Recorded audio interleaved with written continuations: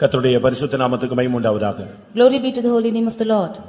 உபாகமம் 32ஆம் அதிகாரம் 9, 10, 11, 12 வசனங்களை வாசிக்க கேட்கலாம். Deuteronomy chapter 32 verses 9, 10, 11 and 12. கர்த்தருடைய ஜனமே அவருடைய பங்கு, யாக்கோபு அவருடைய சுதந்திர வீதம். பாழான நிலத்திலும் ஊளையிடுதலுள்ள வெறுமையான அவாந்திர வழியிலும் அவர் அவனை கண்டுபிடித்தார், அவனை நடத்தினார், அவனை உணர்த்தினார், அவனை தமது கண்மணியைப் போல காத்தருளினார். கழுகு தன் கூட்டை கலைத்து தன் குஞ்சுகளின் மேல் அசைவாடி தன் செட்டைகளை விரித்து அவைகளை எடுத்து அவைகளை தன் செட்டைகளின் மேல் சுமந்து கொண்டு போகிறது போல கர்த்தர் ஒருவரை அவனை வழி நடத்தினார். அந்நிய தேவன் அவரோடு இருந்ததில்லை. கர்த்தருடைய பரிசுத்த நாமத்துக்கு மகிமை உண்டாவதாக. Glory be to the holy name of the Lord. யாக்கோபை தேவன் நடத்தின விதத்தை நாம் இப்பொழுது சுருக்கமாக வாசிக்க கேட்டோம்.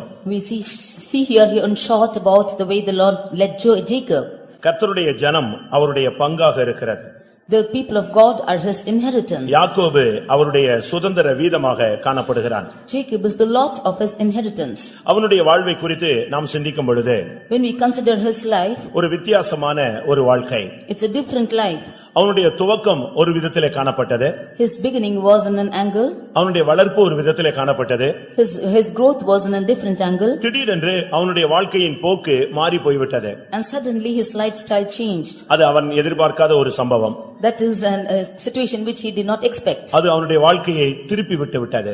It changed his whole life. மறுபடி அவன் சரியான ஒரு நிலவரத்துக்கு வருவதற்கு எத்தனையோ வருடங்கள் பிடித்ததாக நாம் பார்க்கலாம். Again to come back to the same state, it took many years, we see. கர்த்தருடைய பரிசுத்த நாமத்துக்கு மகிமை உண்டாவதாக. Glory be to the name of the Lord. ஒரு மனிதனை தேவன் நடத்துகிறார். Man is led by God. இந்த வருஷத்திலே கர்த்தர் உங்களில் எத்தனை பேரை நடத்தி இருக்கிறார்? This year, how many of you did the Lord lead? தேவன் ஒரு மனிதனை நடத்துகிறவர். God is leading man. எந்த ஒரு மனிதனை தெரிந்து கொண்டாரோ அந்த மனிதனை கடைசி வரை அவர் நடத்த வல்லவராய் இருக்கிறார். Whichever man he has chosen, him he is leading till the very end. அங்கே நாம் பார்க்கும் பொழுது 32ஆம் அதிகாரம் 10ஆம் வசனத்திலும் அவர் அவனை நடத்தினார், 12ஆம் வசனத்திலும் கர்த்தர் ஒருவரே அவனை வழி நடத்தினார். We see in the verse 10 and 12, we see that he alone, he led them about and he alone did lead them. அருமையானவர்களே, தேவன் நம்மை தெரிந்து கொண்டிருக்கிறார்.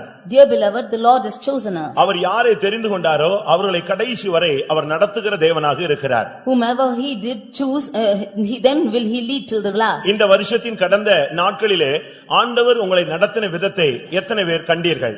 This year, in all the days, how many of you believe that the Lord has led you in these days? ஆண்டவர்தான் என்னை நடத்தினார், வேறு வல்லமைகள் என்னை நடத்தவில்லை என்று சொல்லுகிறவர்கள் கரங்களை உயர்த்தி அல்லேலூயா சொல்லுங்கள். ஏனென்றால் அவர் யாரை அறிந்தாரோ அவர்களை முன் குறித்திருக்கிறார். Whomever the Lord did predestinate, them he did know. எவர்களை அவர் முன் குறித்தாரோ அவர்களை அவர் அழைத்தும் இருக்கிறார். Them he did predestinate, did he call.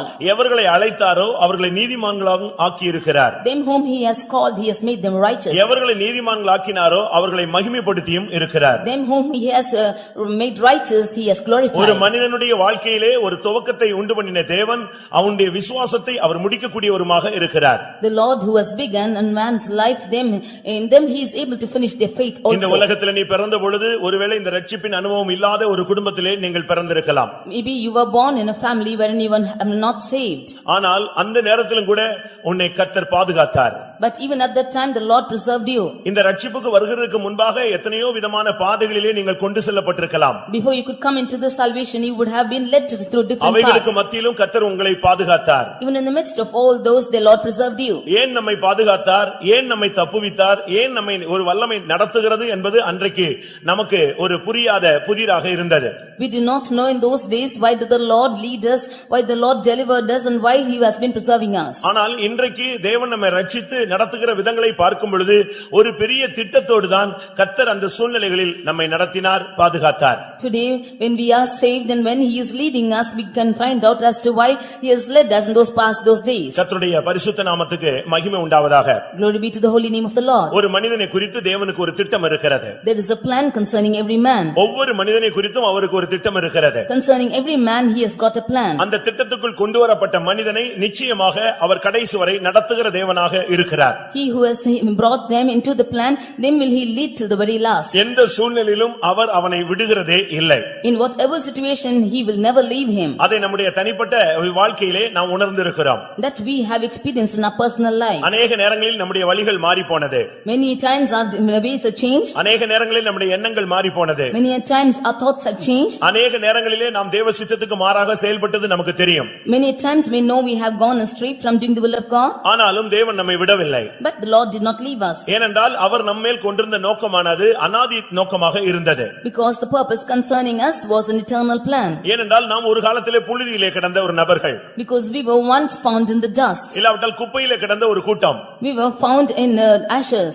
ஆனால் தேவன் நம்மை அங்கே இருந்து தூக்கி எடுத்தார். But from there did the Lord lift us up. பரிசுத்தவான்களாகிய பிரபுக்கள் மத்தியிலே இன்றைக்கு நம்மை கொண்டு வந்து உட்கார வைத்திருக்கிறார். The Lord has brought us with the princes who are the saints of God. இனிமேல் நமக்காக ஒரு மகிமையான சிங்காசனத்தை ஆயத்தப்படுத்திக் கொண்டிருக்கிறார். He is also preparing a glorious throne for us. அதுவரை அவர் நடத்த அவர் வல்லவராக இருக்கிறார். Until then he is all able to lead us. யாக்கோபு என்று சொல்லும் பொழுது நமக்கு அவனுடைய குறைவான பகுதிகள் உடனடியாக நம்முடைய கண் முன்னாக வந்து விடுகிறது. When we say Jacob, we see all the shortcomings which is coming before our eyes. ஏனென்றால் யாக்கோபு என்று சொன்னாலே எல்லாருக்கும் அவனுடைய குறைவுகள் உடனே அறிவுக்கு வந்து எட்டி விடுகிறது. When we say Jacob, immediately his faults are coming before us. அவன் ஒரு ஏமாற்றுக்காரன் என்று நமக்கு தெரியும். We know that he is a deceiver. அவன் ஒரு எத்தன் என்று நமக்கு தெரியும். We know that he is deceiving. அவன் ஆசீர்வாதங்களை தட்டி வீழ்த்தி பறிக்கக்கூடியவன் என்று நமக்கு தெரியும். And we know that he is able to get all the blessings. பிரியமானவர்களே, ஒரு மனிதனுக்குள்ளே வெளியரங்கமான குறைகளும் இருக்கிறது, மறைமுகமான குறைவுகளும் இருக்கிறது. For in a man of God there is an external shortcoming and also an internal shortcoming. ஆனால் இந்த யாக்கோபு தொலைந்து போனான்.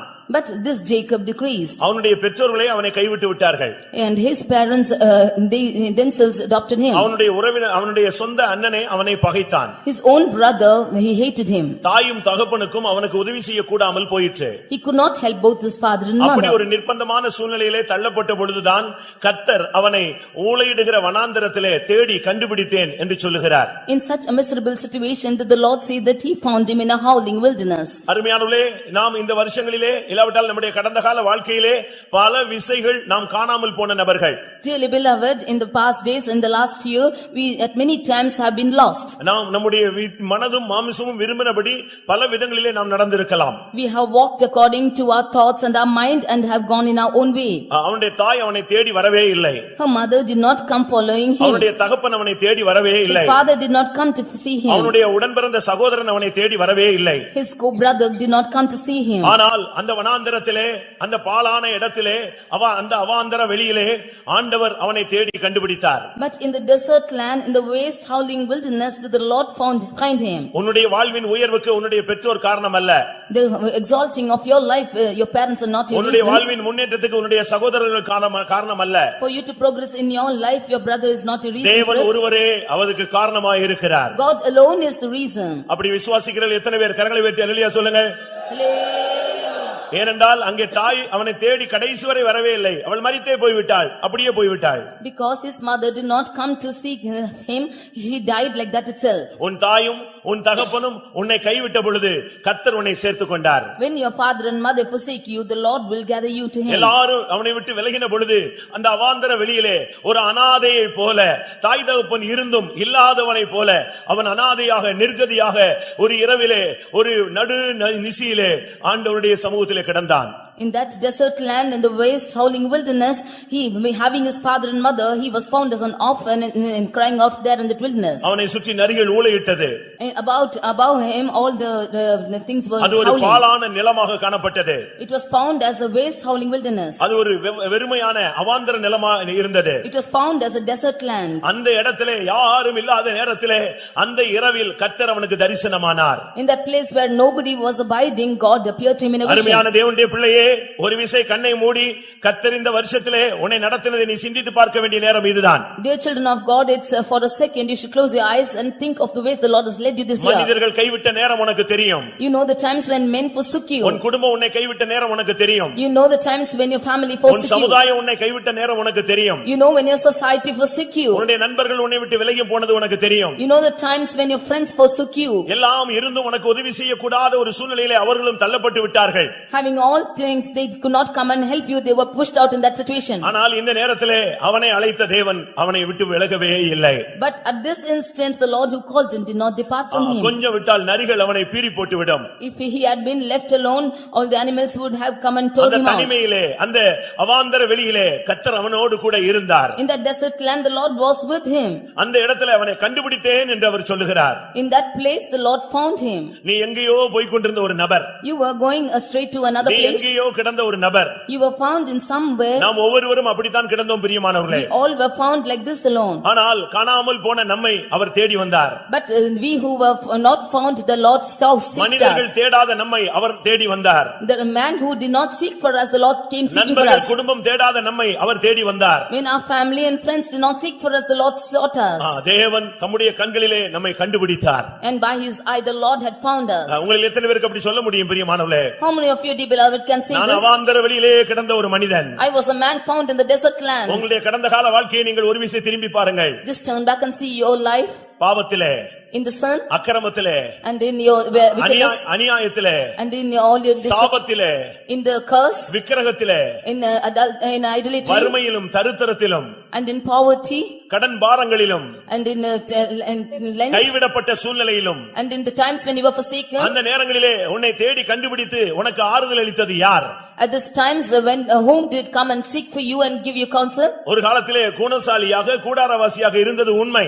At one time you were of good countenance and you were of a humble spirit. ஆனால் இன்றைக்கோ கைவிடப்பட்ட ஒரு சூழ்நிலை. But now you are in a forsaken state. இந்த வருஷத்தின் துவக்கத்திலும் இந்த வருஷத்தின் பல பாகங்களிலும் நாம் அப்படிப்பட்ட சூழ்நிலைகளை சந்தித்தோம். In all the parts in these years we have faced such situations. நம்மை நடத்த ஆள் இல்லை. We did not have any person to lead நமக்கு us. கை கொடுக்க ஆள் இல்லை. There was not a person to lend நமக்கு his hand. தூக்கி விட ஆள் இல்லை. There was no person to lift us up. நமக்காக பரிந்து பேச ஆள் இல்லை. There was no person to intercede for us. நமக்கு ஒத்தாசையாக நிற்க ஆள் இல்லை. There is no person to stand on part of us. ஏசாயா 51 அதிகாரம் 18 வசனத்தை நாம் பார்க்கும் பொழுது, In Isaiah 51:18 when we read, அவளுடைய பிள்ளைகளிலே அவளை நடத்த ஆள் கிடையாது, அவளுக்கு கை கொடுத்து தூக்கி விடுகிறவர்கள் இல்லை என்று சொல்லி இருக்கிறது. we see that there was no children to lead her and there was no one to lift her up. அவளுக்கு பிள்ளைகள் இருந்தது, She had children, ஆனால் யாருமே அவளுக்கு உதவி செய்யவில்லை. but nobody came to help her. அவளை தூக்கிவிட யாரும் இல்லை.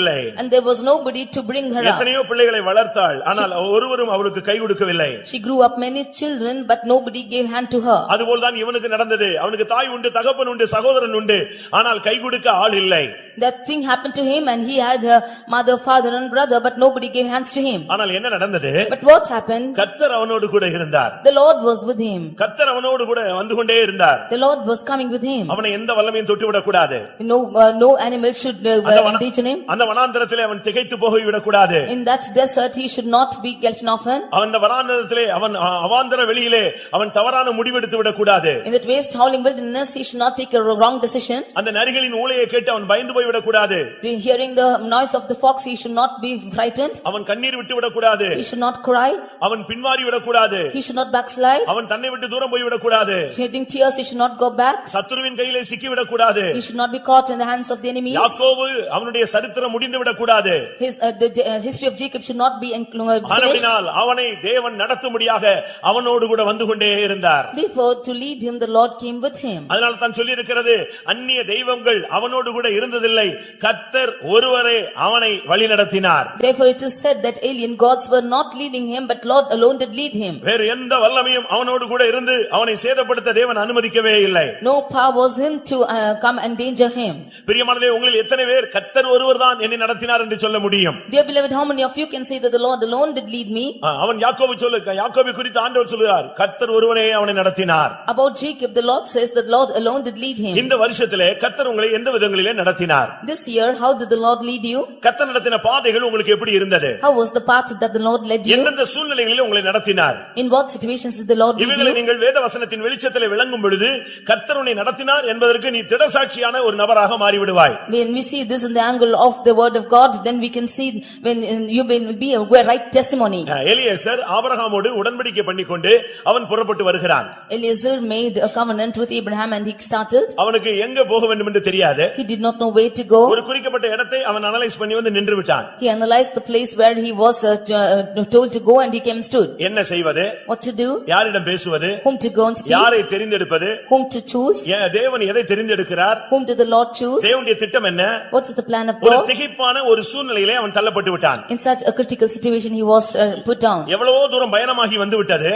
He traveled for a long distance. ஆனால் இப்பொழுது பலவிதமான கேள்விகள், என்ன இது கர்த்தர் வாய்க்க பண்ணுகிறாரா இல்லையா? But a lot of questions, will the Lord make it to pass or not? ஆனால் தேவன் என்ன செய்தார்? But what did the Lord do? அவனுடைய பயணத்தை வாய்க்க பண்ணினார். The Lord made his travel to அவன் எதை prosper. எதிர்பார்த்தானோ அதை அந்த நாளிலே அவனுக்கு தேவன் கட்டளையிட்டார். What he expected, the Lord commanded him. உங்களில் எத்தனை பேருக்கு இப்படிப்பட்ட சாட்சி உண்டு? How many of you have this testimony? கர்த்தர் என்னை அலைய விடாமல் நேர் வழியாக நடத்தி எனக்கு எல்லா காரியங்களையும் வாய்க்க பண்ணினார். The Lord did not make me to wander, but led me straightly and made all my things to prosper. ஆதியாகமம் 24 அதிகாரம் 48 வசனத்தை பார்க்கும் பொழுது Genesis 24:48 when we அங்கே read, சொல்லுகிறான், கர்த்தர் என்னை நேர்வழியாய் நடத்தி வந்தால் ஆனபடினால் நான் அவரை ஸ்தோத்திரிக்கிறேன் என்று சொன்னான். he says that I praise my God because he led me in a straight path. பிரியமானவர்களே, உங்களை இந்த வருஷத்திலே அலைய விடாமல் திரிய விடாமல் கர்த்தரே உங்களுக்கு அந்தந்த நேரத்திலே காரியங்களை வாய்க்க பண்ணி சரியான பாதையிலே நடத்தினார் என்ற எத்தனை பேருக்கு அனுபவம் உண்டு? How many of you can say in this year that the Lord did not make me to wander but led me in the right path? நான் அவரை நோக்கி விண்ணப்பம் பண்ணின பொழுது, When I cried to him, நான் அவரை நோக்கி கூப்பிட்ட பொழுது, when I called unto him, அவரை நோக்கி நான் எப்பொழுதெல்லாம் பார்த்தேனோ whenever I looked unto him, அப்பொழுதெல்லாம் தேவன் என்னை அலைய விடாமல் நேர்வழியாக என்னை அழகாக நடத்தினார். all those times he did not lead me to wander, but he led me in the right இது path. எலியேசருடைய ஒரு அனுபவம். This is the experience of Eliezer. இந்த இரவு வேளையிலே உங்களில் எத்தனை பேர் என்னை கர்த்தர் சரியான வழியிலே நடத்தி கொண்டே வந்தார்? Like this, how many of you can say that the Lord led me in the right path? 23 சங்கீதம் 3 வசனத்திலே தாவீதினுடைய வாழ்க்கை சரித்திரம் என்ன சொல்லுகிறது? In Psalm 23:3, what does David say? தாவீது கர்த்தர் என்னை எப்படி நடத்தினார், எந்த பாதையிலே நடத்தினார் என்று எப்படி சொல்லுகிறான்? How does David explain us how the Lord led him? அவன் தன்னுடைய வாழ்க்கையை குறித்து சொல்லும் பொழுது, கர்த்தர் இந்த வருஷத்திலே கடந்த நாட்களிலே என்னை நீதியின் பாதையிலே நடத்தினார். When he tells about his life, he says that in the last year he led me in the paths of righteousness. அவனுடைய அறிக்கை, நீதியின் பாதையிலே கர்த்தர் என்னை நடத்தினார். He is confessing that the Lord led me in the path of righteousness. எலியேசருடைய அறிக்கை, என்னை நேர் வழியிலே கர்த்தர் நடத்தினார். The confession of Eliezer is that the Lord led me in the right path. அருமையானவர்களே, உங்களில் எத்தனை பேர் தாவீதோடு இணைந்து கர்த்தர் என்னை நீதியின் பாதையில் நடத்தினார் என்று சொல்ல முடியும்? How many of you join with David to say that the Lord led me in the paths of righteousness? நீதியின் பாதை என்று சொல்லும் பொழுது When you see the paths of அது righteousness, சத்தியத்துக்கு கீழ்ப்படியக்கூடிய ஒரு வாழ்க்கையை காண்பிக்கிறது. it is a life which is yielding to the truth. ஞானஸ்நானம் ஒரு நீதியாக இருக்கிறது. Baptism is the righteousness. பரிசுத்த ஆவி ஒரு நீதியாக இருக்கிறது. Holy Spirit is the righteousness. பரிசுத்தவான்களுடைய கிரியைகள் நீதியாக இருக்கிறது. And the works of saints are righteousness. இந்த வருஷத்திலே கர்த்தர் என்னை ஆவிக்குரிய வழிகளிலே என்னை சரியான விதத்திலே நடத்தினார் என்று அன்றைக்கு தாவீது சொல்ல ஆரம்பித்தான். This year in my spiritual life the Lord led me in the right paths of righteousness, says David. ஏனென்றால் கர்த்தருடைய ஆவி அவன் மேல் அமர்ந்திருந்தது. Because the Spirit of God was abiding in him. அவன் பல விசை அபிஷேகத்தை புதுப்பித்துக் கொண்டே வந்தான். Many times he renewed his anointing. முதலாவது சகோதரர் மத்தியிலே அவனுக்கு அபிஷேகம் கிடைத்தது. Firstly he was anointed among his brethren. இரண்டாவது எபிரோனிலே அவனுக்கு அபிஷேகம் கிடைத்தது. Secondly he was anointed in Hebron. மூன்றாவது எருசலேமிலே அவனுக்கு அபிஷேகம் கிடைத்தது. Thirdly he was anointed in Jerusalem. அபிஷேகத்திலே நாளுக்கு நாள் வளர்ச்சி அடைந்த பொழுது அவன் சொல்லுகிறான், கர்த்தர் என்னை நீதியின் பாதையிலே நடத்தி கொண்டு வருகிறார். As he grew in his anointing from day to day, he says that the Lord led me in the paths of righteousness. ஒரு காலத்திலே இல்லாமையிலும் இயலாமையிலும் வனாந்தரங்களிலே ஒரு கௌதாரியை போல சுற்றிக் கொண்டிருந்த ஒரு நபர். Once he was roaming about in the wilderness as a dove. அவன் சொல்லுகிறான், ஒரு செத்த நாய் என்று சொல்லுகிறான். He says that I'm a dead dog. இன்னொரு இடத்திலே சொல்லுகிறான், நான் ஒரு தெள்ளுப்பூச்சி என்று சொல்லுகிறான். In another place he says that I'm an insect. இன்னொரு இடத்திலே நான் நீசன் என்று சொல்லுகிறான். In another place he says that I'm ஆனால் an இப்பொழுது அவனை தேவன் கண்டுபிடித்து அபிஷேகித்த பிறகு அவன் சொல்லுகிறான், கர்த்தர் என்னை நீதியின் பாதையில் நடத்தினார். After the Lord anointed him, he says that the Lord led me in the paths of righteousness. 119 சங்கீதம் 65 வசனத்தை பார்க்கும் பொழுது, Reading in 119 Psalm 165. அதே தாவீது சொல்லுகிறான், கர்த்தர் என்னை நன்றாய் நடத்தினார். That same David says the Lord had led me in the right உனக்கு path. தீங்கு வராமல், சேதங்கள் வராமல், நஷ்டங்கள் வராமல், துக்கங்கள் வராமல் ஒரு மனுஷனை அவர் அழைத்தால் அவனை நன்றாய் நடத்துகிற தேவன். The Lord led me in a good path, because when the Lord called me, he will not bring any loss. கர்த்தருடைய பரிசுத்த நாமத்துக்கு மகிமை உண்டாவதாக. Glory be to the name of the Lord. அருமையானவர்களே, உங்களில் எத்தனை பேரை கர்த்தர் நடத்தி கொண்டு வருகிற ஒரு வாழ்க்கை இந்த வருஷத்திலே நீங்கள் வாழ்ந்தீர்கள்? How many of you lived a life wherein the Lord has led you? நீங்கள் வாலிபர்களாக இருக்கலாம். You might be young people. நீங்கள் வயோதிபர்களாக இருக்கலாம். You might be old. தேவனை அறிந்தும் நீங்கள் பின்பற்றாதவர்களாக இருக்கலாம். You might have known God but not followed him. ஆனால் ஒன்று நிச்சயம், உன்னை நடத்துகிற தேவன் நல்லவர். But one thing is is true.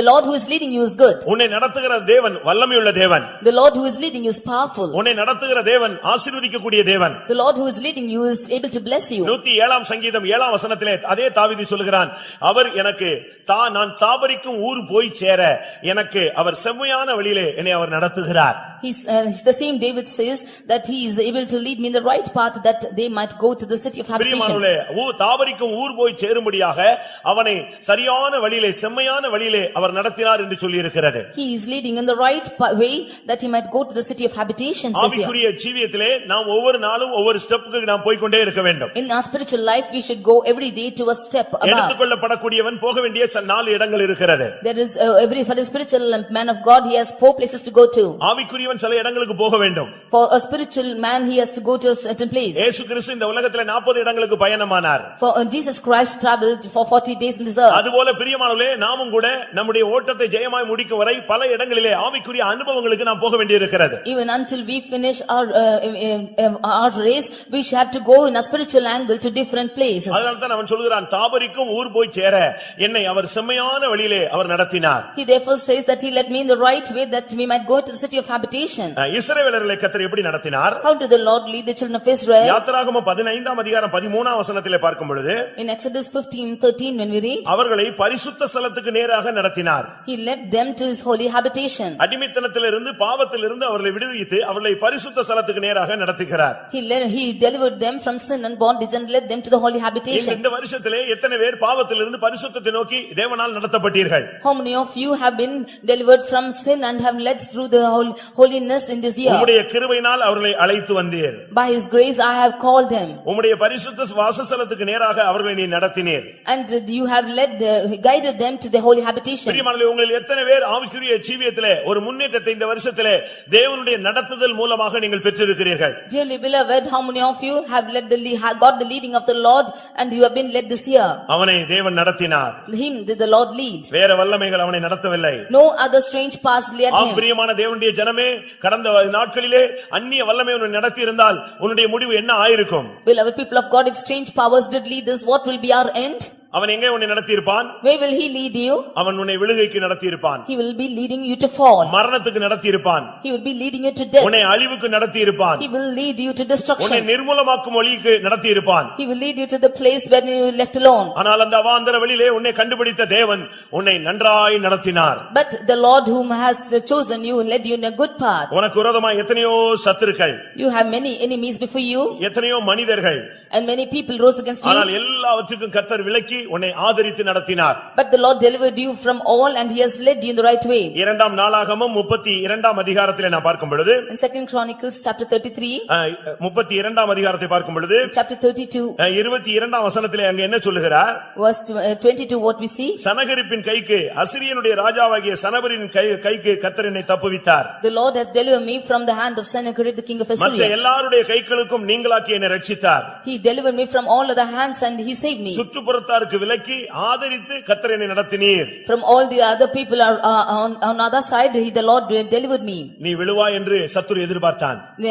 The enemy thought that you will fall. நீங்கள் பின்மாறுவீர்கள் என்று மனிதர்கள் எதிர்பார்த்தார்கள். The people thought that you will backslide. இப்படி பலவிதமான எதிர்பார்ப்புகளுக்கு மத்தியிலே பலருடைய கைகளுக்கு கர்த்தர் உன்னை தப்புவித்து உன்னை ஆதரித்து அவைகளுக்கு விலக்கி உன்னை நடத்தினார். In the midst of such expectations, the Lord had led you and he has fed you and he has been preserving you and leading you. பிரியமானவர்களே, நாமெல்லாம் நன்றி செலுத்த ரொம்ப கடமைப்பட்டிருக்கிறோம். Dear beloved, we ought to give thanks to him. இந்த நன்றி, இந்த ஸ்தோத்திரம், இந்த முழங்கால் எல்லாம் போதாது. This thanksgiving, this praising, this kneeling down is all not sufficient. நாமெல்லாம் அப்படி செய்தால் நாம் நன்றி இல்லாதவர்களாய் காணப்படுவோம். If we do so, we will be people who are not thankful. நாம் ஜீவனுள்ள நாளெல்லாம் நாம் தேவனை துதித்துக் கொண்டிருக்க வேண்டும். All the days of our life we should praise God. இதெல்லாம் ஒரு அருமையான சந்தர்ப்பங்கள். These are good situations. இந்த வருஷத்துல நீங்க எவ்வளவு நன்மையை பெற்றிருப்பீர்கள். You have received so many goodness this year. ஒரு மனிதன் பரலோகத்துக்கு போனானாம். One man went to heaven. அங்கே பரலோகத்துக்கு போனால் முதல் செக்ஷன்ல எல்லாரும் அப்ளிகேஷன் விழுந்துகிட்டு இருக்கு. அது ரொம்ப தீவிரமான வேகமான ஒரு படு பிஸியான ஒரு இடமாக காணப்பட்டது. In the first section in heaven, that place was found with full of applications. It was full of busy. இப்படி பல இடங்களுக்கு போன பின்பு கடைசியாக ஒரு செக்ஷனுக்கு போனான். After going from different places, he go to another section. அங்க என்ன நடந்தது? What happened there? ஒரே ஒரு தூதன் உட்கார்ந்திருந்தான். Only one angel was sitting there. இவன் கேட்டான், இந்த தூதன் அமைதியாக இருக்கிறானே, இங்கே இது என்ன செக்ஷன் என்று கேட்டான். All are very calm. What section is this here? asked. அப்பொழுது அவர்கள் சொன்னார்கள், முதல் ஒரு செக்ஷனை பார்த்தாய், அங்கே ஜெபங்கள் வந்து விழுந்தது, பதில் போய்க்கொண்டே இருந்தது. ஆனா எல்லா பதிலையும் வாங்கிக்கிட்டு இந்த ஜனங்க நன்றியே செலுத்துறது இல்ல, ஏதோ ஒன்னு ரெண்டு பேர் தான் நன்றியை செலுத்துறாங்க. அதான் இந்த செக்ஷன் அமைதியாக இருக்குன்னு சொன்னாங்க. They said that the first section that you saw, the people are offering up prayers and their requests are granted to them, but they receive the goodness of the Lord and have not given praises to him.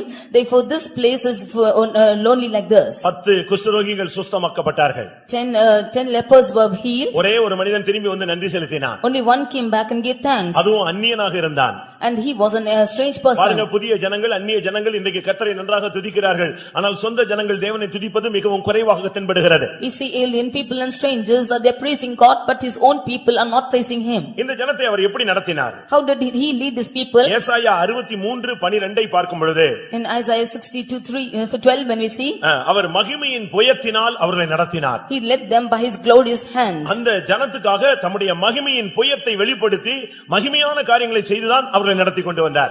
He revealed his glorious hand to his people and he was doing glorious works and he was leading them. உன்னை இந்த வருஷத்திலே கர்த்தருடைய மகிமையின் புயம் நடத்தினது. This year his glorious hand was leading you. உன்னை இவ்வளவு தூரம் கொண்டு வந்து உன்னை மகிமைப்படுத்தினதுக்கு காரணம் அவருடைய மகிமையின் புயம். The reason for glorifying you is this glorious hand. 2 Samuel 7:23 பார்க்கும் பொழுது, In 2 Samuel 7:23, பெரிய காரியங்களை நடத்தி கர்த்தர் உன்னை கொண்டு வந்தார். doing great things to the Lord bring you. உனக்காக எத்தனையோ பேரை மடங்கடித்தார். He confounded many because of you. உன்னை உயர்த்தும்படியாக அநேகரை தாழ்த்தினார். That you might be exalted, he put down உன்னை many. மேன்மைப்படுத்தும்படியாக அநேகரை பலவீனப்படுத்தினார். That you might be honored, many were dishonored. இது எத்தனை பேர் அப்படி விசுவாசிக்கிறீர்கள்? How many of you believe this? உன்னை கர்த்தர் கனம் பண்ணும்படியாக அநேகரை அவர் தரைமட்டமாக்கி கொண்டே வந்தார்.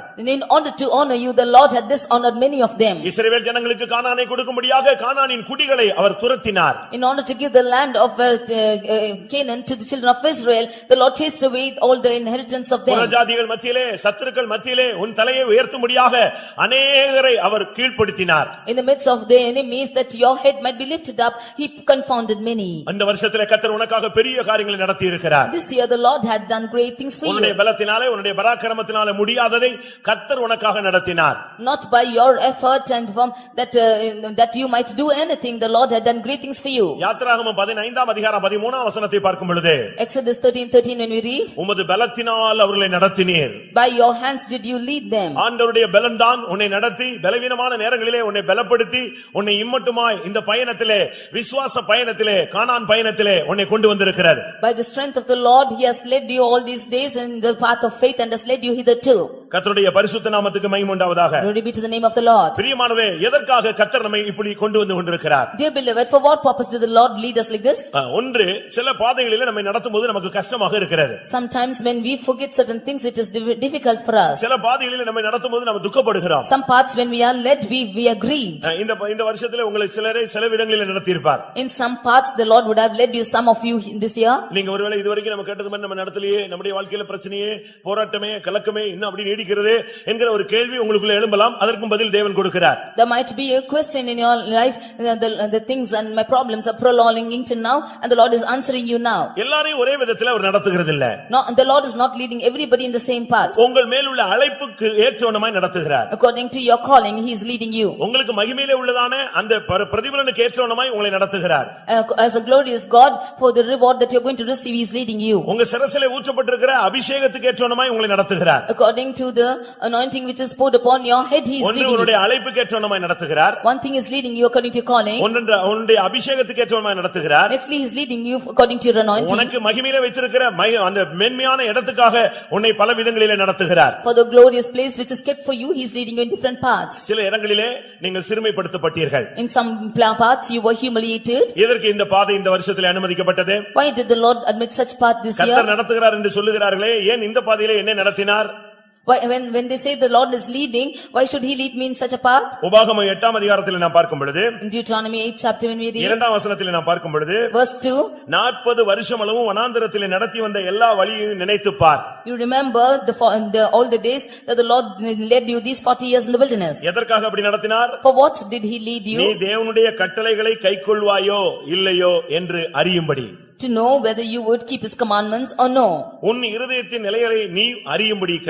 that you might know what is in your heart. உன்னை நீயே அறியும்படிக்கும் உன்னுடைய வாழ்க்கை எப்படி அமைந்திருக்கிறது என்பதை அதனுடைய செயல் என்ன என்பதை நீ புரிந்து கொள்ளும்படியாகவும் கர்த்தர் உன்னை வனாந்தரங்களிலே நடத்தினார். That you might know how you are and how you are going to work for it, the Lord led you in the wilderness. அதை நீங்கள் சரியான விதத்தில் விளங்கிக் கொள்ள வேண்டும் பிரியமானவர்களே. You should understand this in the right way. ஏன் உன்னை வனாந்தரத்திலே நடத்தினார்? Why did the Lord lead you in the wilderness? வனாந்தரத்தினுடைய சரியான விளக்கம் The right explanation of wilderness is எரேமியா 2ஆம் அதிகாரத்தை நான் பார்க்கும் பொழுது Jeremiah chapter 2. 5ஆம் வசனத்திலே இந்த வனாந்தரத்தினுடைய ஒரு பெரிய எக்ஸ்பிளனேஷன் சொல்லப்பட்டிருக்கிறது. We see the explanation of this wilderness. அங்கே 2ஆம் அதிகாரம் 5ஆம் வசனத்திலே In chapter 2 verse 5. அவாந்தர வெளியும் பள்ளங்களுள்ள தேசமும் வறட்சியும் மரண இருளும் உள்ள தேசமும் ஒருவனும் கடவாமலும் ஒரு மனுஷனும் குடியிராமலும் இருக்கிற தேசமுமான வனாந்தரம். We see it's a wilderness where nobody can walk and where nobody can work and where nobody can do anything. இப்படிப்பட்ட ஒரு பாதையிலே கர்த்தர் அவர்களை நடத்தினார். In such a path did the Lord lead him. இது கூட உங்களுக்கு சிலருக்கு சில குடும்பத்திற்கு சிலருக்கு இப்படிப்பட்ட வாழ்க்கை அமைந்திருக்கும். For some of them such a path would have been had come this year. நீங்கள் இப்படி யாராவது நடத்தப்பட்டீர்களா? Did any of you been led this day? எப்பொழுதும் துக்கம், now you are in sorrow, எப்பொழுதும் வேதனை, you are always in pain, எப்பொழுதும் பாடுகள், you are always in sufferings, எப்பொழுதும் கண்ணீர், you are always in tears. மற்றவர்கள் சந்தோஷமா இருக்கும் பொழுது எனக்கு மாத்திரம் இந்த பாதை என்ன? When others are happy, why is such a path for me alone? அநேகருக்கு கிறிஸ்தவ வாழ்க்கை ஆசீர்வாதமா இருக்கும் பொழுது எனக்கு மாத்திரம் ஏன் இப்படிப்பட்ட பாடுகள்? When Christian life is blessed for many, why such a path for me? அருமையானவர்களே, இதனுடைய காரணம் என்ன? What is the reason for this, beloved? நீ உன்னை அறியும்படியாக, That you might know yourself, உன் இருதயத்தை கர்த்தர் சோதித்து அறியும்படியாக, that the Lord might test you and know you. தேவனுடைய வார்த்தைக்கு நீ கீழ்ப்படிகிறாயோ? That if you are obeying his voice, உன்னுடைய பிரதிஷ்டையில் நீ உண்மையா இருக்கிறாயோ? if you are true in your consecration, உன்னுடைய தீர்மானத்திலே நீ உறுதியா இருக்கிறாயோ? if you are firm in your determinations, கிறிஸ்துவின் அன்பிலே கடைசி வரை நிற்கிறாயோ? if you are standing firm in the love of கிறிஸ்துவின் அன்பை God, விட்டு வேற என்றும் என்னை பிரிக்க மாட்டாது என்கிறதிலே நீ நிச்சயித்திருக்கிறாயோ என்பதை அறியும்படியாக கர்த்தர் உன்னை சில வனாந்தர பாதைகளிலே நடத்தினார். to make sure that nothing can depart you from the love of Christ, the Lord is leading you in the path of wilderness. ஆனாலும் தேவன் உண்மையுள்ளவர். Yet the Lord is faithful. உபாகமம் 29:5 படி அந்த வனாந்தரத்திலும் உனக்கு ஒரு குறைவில்லாமல் கர்த்தர் நடத்தினார். Deuteronomy 21:5 we see that the Lord led you in this wilderness with no lacking. பலவிதமான பாதைகள் வந்தது போல இருந்தது, ஆனாலும் உனக்கு ஒன்றும் குறைவில்லாமல் நடத்தின தேவன் நம்முடைய தேவன். It seems like many paths have come in your life, but without any shortcoming the Lord has led you. கர்த்தருடைய பரிசுத்த நாமத்துக்கு மகிமை உண்டாவதாக. Glory be to the holy name of the Lord. சில நேரங்களிலே இந்த விசுவாச பாதை உங்களுக்கு வித்தியாசமாக தென்படுகிறது. Sometimes this life of faith is different for you. ஆண்டவருடைய நடத்துதல் என்பது ஒரு வித்தியாசமான ஒரு பாதை. The leading of God is different path. நம்முடைய மனதின்படி அவர் நடத்துகிறது இல்ல, தன்னுடைய மனதின்படி நம்மை நடத்துகிறார். He is not leading us according to our mind, but he is leading us according to his ஒரு mind. சிலருக்கு கேள்வி, ஏன் வனாந்தரத்துல 40 வருஷம் நடத்த வேண்டும்? Some of them question as to why the Lord led them 40 years in the wilderness. ஏன் இவ்வளவு பாதைகள் அனுமதிக்கப்பட வேண்டும்? Why such paths should be admitted to them? இப்படி எல்லாம் கேள்விகள் உங்களுக்குள்ள ஞானோதயங்கள்லாம் உண்டாகும். Such questions might arise in you. கர்த்தர் இந்த ஜனங்களை சில இடங்களில் சுற்றி போக வைத்தார். Sometimes the Lord made to go around. சில இடங்களிலே அவர்கள் சரியான பாதையிலே கொண்டு போய் கொண்டே இருந்தார். Sometimes he led them in the right path. ஏன் என்று அதற்கு காரணத்தை அவர் விளக்கி சொல்லுகிறார். He is explaining the reason for this. இந்த வருஷத்திலே உன்னை நடத்தினதனுடைய சில காரணங்கள் உனக்கு புரியாமல் இருக்கும். The reason why the Lord led you this year might not be unknown, might be unknown to you. சில கேள்விகள் உனக்கு இருக்கும், பதிலே கிடைக்காமல் இந்த 365வது நாளிலே நீ வந்திருப்பாய். You might be having such questions and without answer to it, you would have come on the 365th day today. எதற்காக எனக்கு இப்படிப்பட்ட சில பாதைகள்? Why such path is admitted for me? அது ஒருவேளை நீங்க கை வைத்த வேண்டியதில்லை, உங்களுக்குள்ளேயே அப்படிப்பட்ட கேள்விகள் இருந்து கொண்டே இருக்கும். You need not prove it, but you might arise such questions in yourself itself. அதுக்கும் சில காரணங்களை கர்த்தர் சொல்லுகிறார். For that the Lord is saying reasons என்ன for it. சொன்னாலும் இவைகளுக்கு மத்தியிலே உன்னை நடத்தினவர் தேவனே. Whatever might be in the midst of all this, he who has led you is God அதுதான் alone. நம்முடைய தேவனுடைய speciality. That is the speciality of your God. எந்த சூழ்நிலையிலும் அவர் உன்னை விட்டு விலகுறதே இல்லை. In all the situations he did not depart உன்னுடைய from you. உயர்வோ அங்கே அவர் இருப்பார். In wherever, if you are exalted, he is there நீ with you. தாழ்த்தப்பட்டாயோ அங்கேயும் அவர் உன்னோடு கூட இருப்பார். If you are humiliated, the Lord is there with you. நீ ஒருபடி ஏறினாலும் அவர் அங்கே இருப்பார். If you rise up one step, he is there with you. சறுக்கி விட்டாலும் அங்கே அவருடைய கரம் உன்னை தாங்கிக் கொண்டிருக்கும். Even if you slip down, then his hand is upholding you. யாத்திராகமம் 13ஆம் அதிகாரத்தை பார்க்கும் பொழுது, In Exodus chapter 13, 17, 18 வசனங்களை பார்க்கும் பொழுது, 17 and 18 when we read, சில பாதைகளிலே கர்த்தர் அவர்களை சுற்றி போக வைத்தார். Sometimes the Lord made to go round. 18ஆம் வசனத்திலே சிமந்த சமுத்திரத்தின் வனாந்தர வழியாய் ஜனங்களை சுற்றி போக பண்ணினார். The Lord made them to go through the way of wilderness of the Red Sea. எதற்காக? What's the reason? பார்வோன் ஜனங்களை போகவிட்ட பின்பு When Pharaoh led the people to go, ஜனங்கள் யுத்தத்தை கண்டால் மனமடிந்து விடுவார்கள் என்று தேவன் எண்ணினார். the Lord feared that seeing the war, the people will backslide. ஒன்று, அவர்கள் யுத்தத்தை கண்டு மனமடிந்து விடுவார்கள். One thing is, looking at the war, they will இல்லாவிட்டால் எகிப்துக்கு அவர்கள் திரும்பி போய் விடுவார்கள். or they will return to Egypt. இதை தேவன் விரும்பவில்லை. This he did not like. நீ யுத்தத்தை கண்டு மனமடிந்து ஒரு பின்மாற்றத்துக்குள்ளே போக கூடாது என்று சொல்லித்தான் கர்த்தர் சில விதமான பாதைகளிலே உன்னை சுற்றி கொண்டு வந்தார். That seeing the wars, that you might not be broken down or backslide, the Lord is leading you such paths. பெலிஸ்தரின் தேசம் வழியாக கானான் போவது சமீபம் என்று சொல்லி இருக்கிறது. It is said that it is very nearer to go through the land of Philistines ஆனால் to அந்த Canaan. சமீபமான வழியிலே தேவன் நடத்தவில்லை. But the Lord did not lead them through the nearer path. நல்லா கவனிங்க. Just listen. அந்த இடத்துக்கு அவங்களை கொண்டு போனால் If he should take them to that place, அங்க ஒரு யுத்தம் உண்டாகும். there will be a war. அந்த யுத்தத்துல ரத்தம் சிந்த வேண்டியிருக்கும். In that war they should shed blood. இந்த ஜனங்கள் உடனடியாக மனமடிந்து போய் விடுவார்கள். And these people will be broken in heart. உடனே எகிப்துக்கு போலாம்ங்கற ஒரு பின்மாற்ற ஆவி வந்து விட கூடாது. Immediately the spirit of backsliding will come that they go to Egypt. ஆனபடியால் தேவன் என்ன செய்தார்? சுற்றி வந்தாலும் பரவாயில்லை, யுத்தங்கள் ஜனத்துக்கு வரக்கூடாது என்று பார்த்தார். Therefore the Lord thought even if they should come round, they should not come into war. உன்னுடைய பின்மாற்றத்தை தவிர்க்கவே கர்த்தர் சில விதமான பாதைகளிலே உன்னை கொண்டு வந்தார். The Lord is leading you in certain paths that to avoid your backsliding. வாழ்க்கையிலே ஊழியத்திலே நீ சோர்ந்து போக கூடாது என்று சொல்லியே கர்த்தர் சில வழிகளிலே உன்னை நடத்தினார். In your life and ministry, that you might not become faint or backslide, the Lord led you in certain paths. ஒன்று உங்களுக்கு தெரியுமா? Do you know one thing? உங்களால் ஃபேஸ் பண்ணக்கூடிய பிரச்சனைகளை மாத்திரம் தான் உங்களுக்கு முன்னால கொண்டு வருகிறார். The problems which you can face alone, did the Lord place before you. உங்களால சந்திக்க முடியாத எந்த பிரச்சனையும் உங்கள் முன்னாக என்ன செய்யறது இல்ல, தேவன் கொண்டு வருகிறதே இல்லை. The Lord never brings any problem which you cannot face. ஒரு பிரச்சனையை, ஒரு யுத்தத்தை உங்களுக்கு முன்பாக கொண்டு வருகிறார் என்று சொன்னால், உங்களுக்கு ஒரு வியாதியோ பலவீனம் தேவன் அனுமதிக்கிறார் என்று சொன்னால், அதை நீ மேற்கொள்ள முடியும் என்கிற நிச்சயத்தோடு தான் கர்த்தர் உனக்கு முன்பாக கொண்டு வருகிறார். If the Lord admits any problem or any sickness or weakness in your life, then he knows that you are able to bear it. Only then he admits such things in your life. இந்த பெரிய பூனை சின்ன பூனைக்கு என்ன செய்யும் தெரியுமா? You know what these bigger cats are doing for the smaller ones? எலியை பிடிச்சு கடிச்சு கொதறி பாதி உயிர்ல கொண்டு வந்து எங்க விடும்? இந்த குட்டி பூனை கிட்ட கொண்டு போய் விடும். It's catching the rats and it is squeezing it, and half did it's placing before the smaller ones.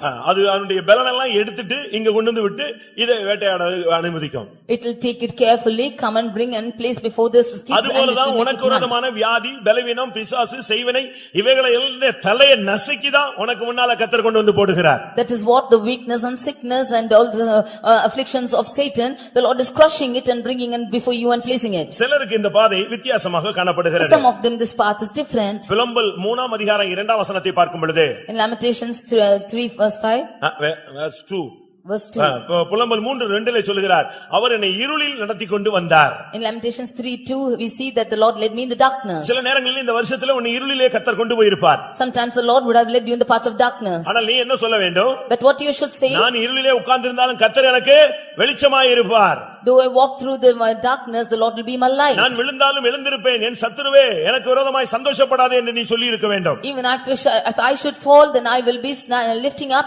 and my enemy don't rejoice over me, you should say. உங்களுக்கு இருளின் பாதையிலே நடந்த பொழுது நீங்கள் அப்படிப்பட்ட வார்த்தைகளை சொன்னீர்களா? When you walk through the path of darkness, did you utter such words? யோபு சொல்லுகிறான், எனக்கும் இருள் வந்தது. Job says, even for me darkness came.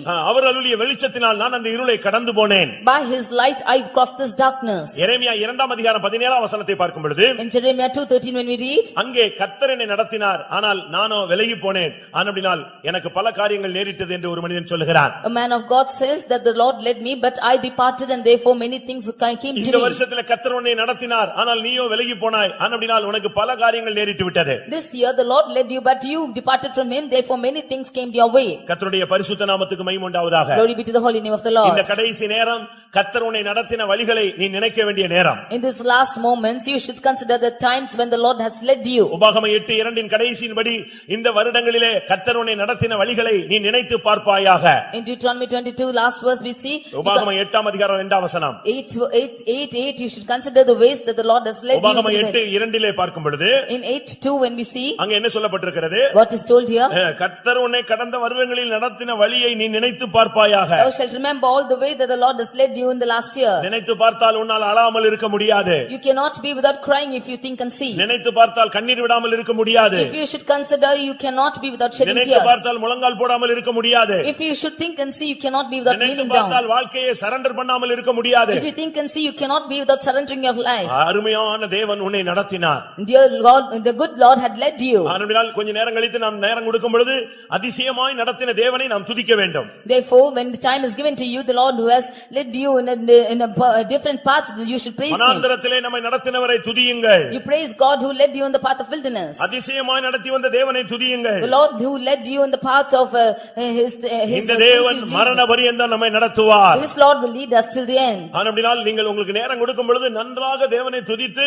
இந்த வருஷத்துல நீ எவ்வளவு துதியை செலுத்தலையோ அந்த கடனை நீ துதித்து தீர்த்துக் கொள்ள வேண்டும். The time when it is given to you, you should praise God and you should fulfill the praises which you did not offer this year. அங்கே வேதம் என்ன சொல்லுகிறது? What does the word of God say? அவாந்தர வெளியிலே நான் அவனை கண்டுபிடித்தேன். In the waste howling wilderness I found him. கர்த்தர் அவனை நடத்தினார். The Lord led him. நடத்தினது மாத்திரமல்ல, Not only he led him, அவனை எல்லாம் கவனிங்க, அவனை அவர் உணர்த்தினார். he instructed him. கர்த்தருடைய பரிசுத்த நாமத்துக்கு மகிமை உண்டாவதாக.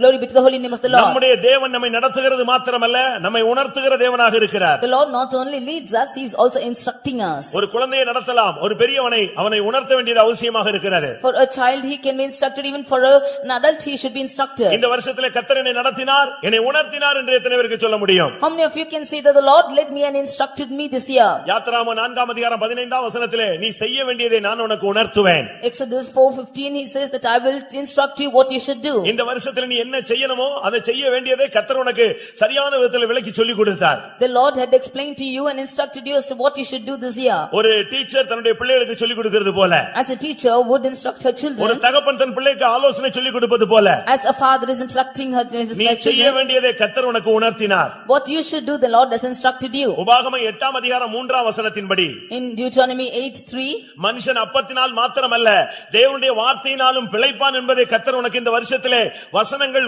ஊழியங்கள் மூலமாய் உபதேசங்கள் மூலமாய் உனக்கு உணர்த்தினார். the Lord by his truth and by his ministries he has taught you that man shall not live by bread only but by every word that proceedeth from him. ஒரு மனுஷன் அப்பத்தினால் மாத்திரமல்ல தேவனுடைய வார்த்தையினாலும் பிழைப்பான். For man shall not live by bread only but by every word that proceedeth from his mouth. அதையும் கர்த்தர் அவனுக்கு உணர்த்தி காண்பித்தார். Even that the Lord has instructed you. நெகேமியா 9 அதிகாரம் 20 வசனத்தை பார்க்கும் பொழுது, In Nehemiah 9:20, அங்கே அவர் அவனுக்கு அறிவை உணர்த்தினார். we see that he taught him wisdom. அருமையானவர்களே, உங்களுக்கு தேவன் உணர்த்தி உங்களை நடத்தி கொண்டு வருகிறாரா? It is the Lord instructing you and leading you. அவர் ஒரு அருமையான தாய், And that she was a good mother. அவர் ஒரு அருமையான தகப்பன், It's a good father. அவர் ஒரு அருமையான ஒரு நண்பன், He is a good friend. அவர் உன்னை தூக்கி சுமக்கக்கூடிய தெய்வம். He is able to carry you. உன்னுடைய காரியங்களுக்கு உன்னுடைய மனதிலே சில காரியங்களை அவர் உணர்த்தி கொண்டே வருகிறார். He is instructing certain things in your mind. யோபு 13 அதிகாரத்தை பார்க்கும் பொழுது, Job 13th chapter when we read, 23 வசனத்திலே அவனுடைய பாவத்தை குறைகளை கூட அவர் உணர்த்தி அவனை சரிப்படுத்த விரும்பினார். in the 23rd verse he is instructing him of his sins and he is wanting to rectify him. இந்த வருஷத்திலே எத்தனை பேர் சுத்திகரித்தீர்கள்? In this year how many of you sanctified yourself? ஜனங்களுக்குள்ளே சுத்திகரிப்பு என்று சொன்னால் ஒரு வித்தியாசமான ஒரு மந்தமான அனுபவம் நீடிக்கிறது. When if you do not sanctify yourself then a situation which is prolonging in your life is existing. ஒன்று சொல்லுகிறேன், புதிய வருஷத்துல ஞானஸ்நானம் எடுத்த எல்லாரும் கர்த்தருடைய பந்தியில பங்கெடுக்கணும். In the new year I want to say that all of you who are been baptized should partake in the Lord's table. ஞானஸ்நானம் எடுக்கும்போதே நீ ஒரு தீர்மானம் எடுக்கணும், சாகர வரைக்கும் நான் சர்வீஸ்க்கு வருவேன், சாகர வரைக்கும் நான் கர்த்தருடைய பந்தியில பங்கெடுப்பேன்னு சொல்லணும். When you take baptism itself you should say, you should make a determination in your mind that you will come to the church as long as you live and should take part in the table. ஞானஸ்நானம் எடுத்துட்டு யாரும் புது வருஷத்துல நீங்கள் கர்த்தருடைய பந்தியில பங்கெடுக்காம திரும்பி போகவே கூடாது. Those who are baptized should not be without partaking in the Lord's table and go in the new year. கர்த்தருடைய ஆவி உன்னை உணர்த்தவில்லையா? Did not the Spirit of God tell you? கர்த்தருடைய பந்தினா நீங்க என்ன நினைக்கிறீங்க? What do you think that the table of the Lord is? நான் ஒரே ஒரு இன்சிடென்ட் உங்களுக்கு சொல்றேன், உங்களுக்கு தெரிஞ்சிருக்கலாம். I would tell of an incident which you would have already known. Indonesia தீவில ஒரு சகோதரி புருஷனுக்கு தெரியாம கோயிலுக்கு போயிட்டே இருந்தாள். In the island of Indonesia, a sister was going to church without knowing her husband.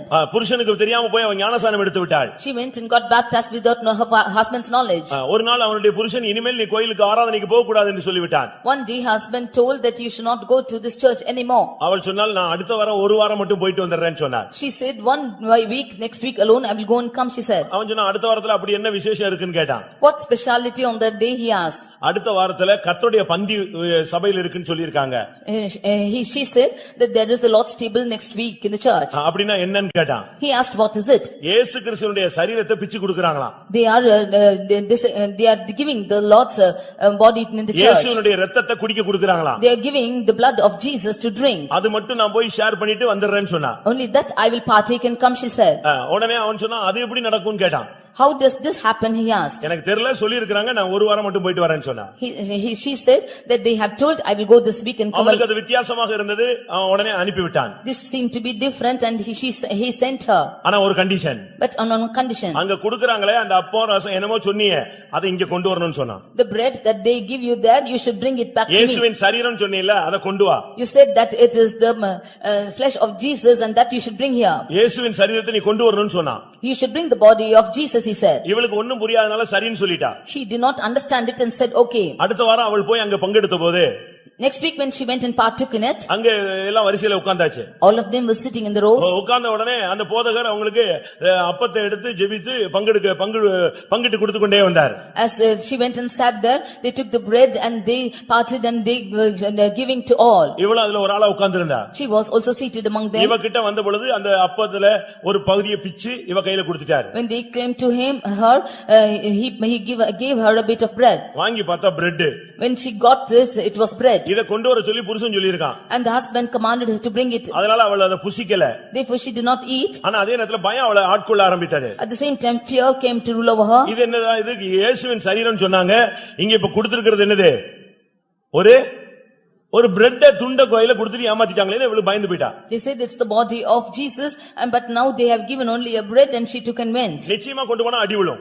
If she did not take it, she will be beaten. ஆனாலும் அவள் அதை புசிக்கல பேசாம கையில பொத்தி வச்சு உட்கார்ந்து கொண்டாள். Therefore she did not eat but she folded her hands like அடுத்த this. சில நிமிடங்கள்ல திராட்சரசத்தை வாயில ஊத்திட்டு போயிட்டாங்க. Nextly they poured in the wine and went. இது உள்ள போயிடுச்சு. And this went in. அவளுக்கு என்ன பண்ணனே தெரியல. She did not know what to do.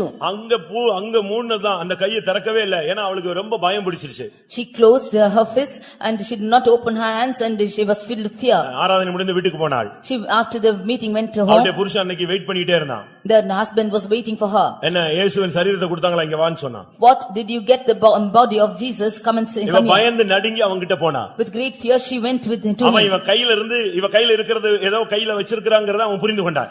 He understood that she's got something in her hand. இவன் அவ கையை பிடிச்சு இழுத்து அந்த கையை திறந்து பார்த்தான். He opened her hands and he saw her.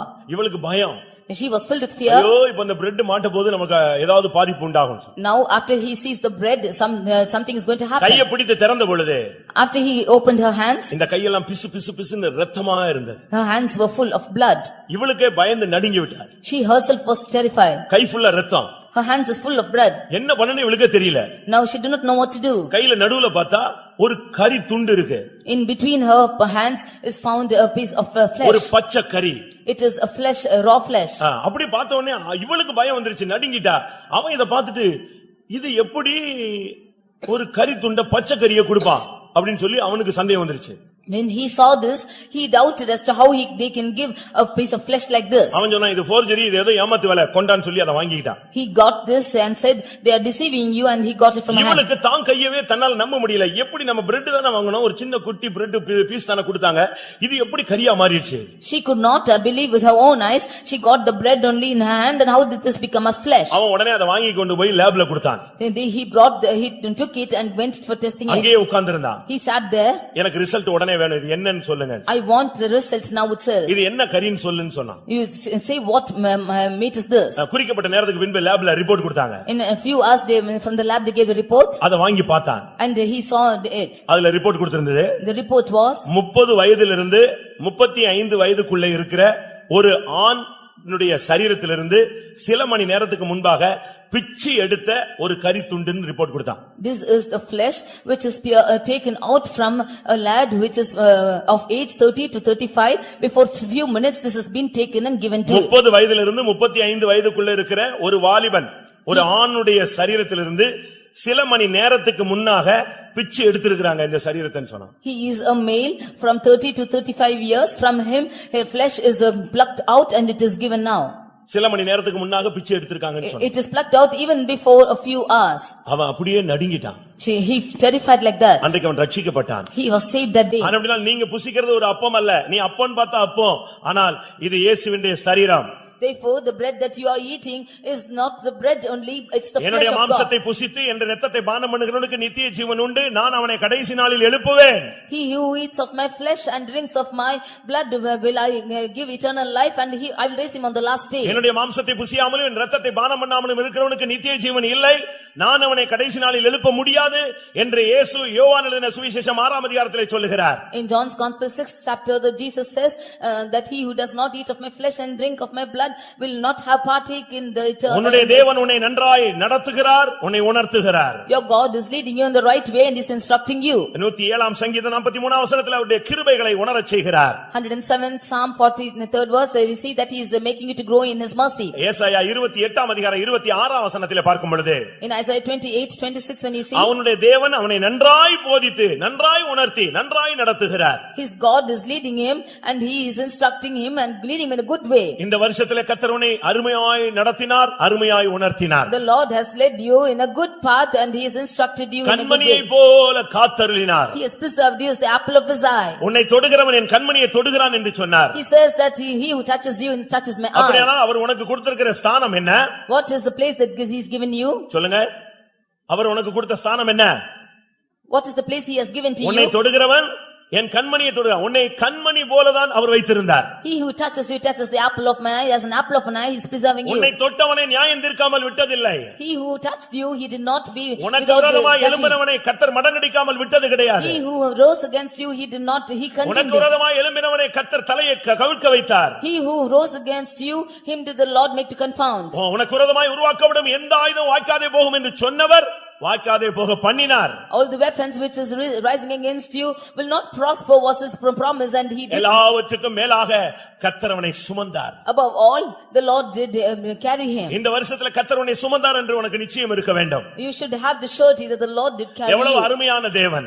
What a good God he is. தந்தை போல் சுமந்தவர். He did carry as a father. தோளின் மேல் சுமந்தவர். He did carry on ஒரு இடத்துல his. சொல்லி இருக்கு அவர் தோளின் மேல் சுமந்தார். He carried on his shoulders. இன்னொரு இடத்துல சொல்லி இருக்கிறது தந்தையை போல சுமந்தார். Nextly, he says that he carried as a father. இன்னொரு இடத்துல ஒரு தாயை போல இடுப்பிலே சுமந்தார். In another way, on his hips, he carried as a mother. இன்னொரு இடத்துல செட்டைகளின் மேலே உன்னை சுமந்தார். In another place, he carried on his wings. எல்லாவற்றுக்கும் மேலாக உன்னுடைய பலவீனங்கள், உன்னுடைய வியாதிகள், உன்னுடைய துக்கங்களை சிலுவையிலே சுமந்தார். Above all your sorrows, he did, and all your weaknesses, he did carry on the cross. ஏசாயா 49:22 அவர் தோளில் மேல் சுமந்தவர். In Isaiah 49:22, he carried you on his shoulders. ஏசாயா 66:12 இடுப்பின் மேல் உன்னை சுமந்தவர். In Isaiah 66:12, he carried on his hips. உபாகமம் 32:11 செட்டைகளின் மேலே சுமந்தவர். In Deuteronomy 32:12, he did carry on his wings. என்னாகமம் 11ஆம் அதிகாரம் 12ஆம் வசனத்திலே தந்தை போல சுமந்தவர். In Numbers 13:12, he carried as a father.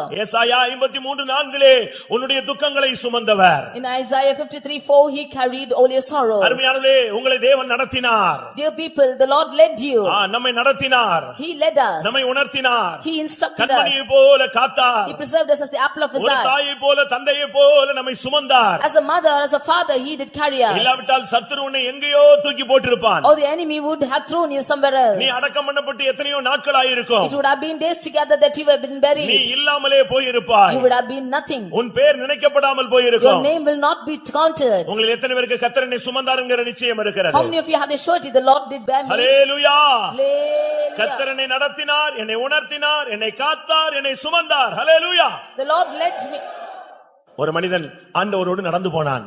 One man walked with the Lord. பேசிக்கொண்டே போய் கொண்டிருந்தான். He was talking with him and அவரும் going. அவனுடைய பயணத்திலே வாழ்க்கையில வந்து கொண்டே இருந்தார். And he also coming with him is this journey. அப்பப்ப திரும்பி திரும்பி பார்த்து கொள்வான். At times he used to turn back and see. அந்த காலடி தடம் பார்த்துக்கிட்டே தெரிஞ்சுக்கிட்டே இருக்கும். He will see the footprints and he'll walk. ரெண்டு பேருடைய காலடி தடம் அப்பப்ப நான் திரும்பி திரும்பி கன்ஃபார்ம் பண்ணிக்கிட்டே வருவான். He will see the footprints of two people and he will walk.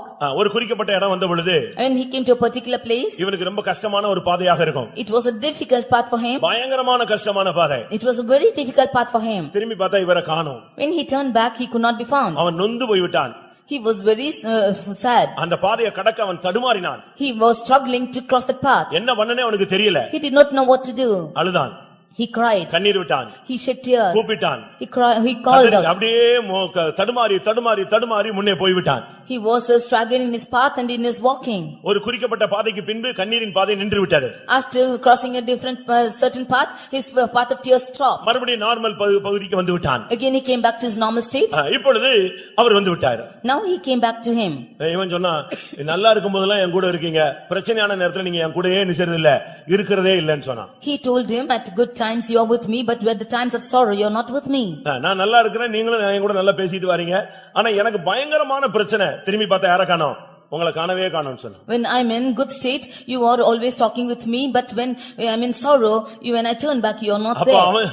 அவர் சொன்னார், இல்லையே நான் கூட தானே வந்தேன்னு சொன்னார். But he said, no, I came with you. இல்ல நல்லா வந்த பாதையெல்லாம் பாருங்க, ரெண்டு பேர் நடந்து வந்த காலடி தடம் இருந்துச்சு, இப்ப திரும்பி பாருங்க, நான் மட்டும் தான் நடந்து வந்த காலடி தடம் இருக்குன்னு சொன்னான். He said, you see, look at the footprints.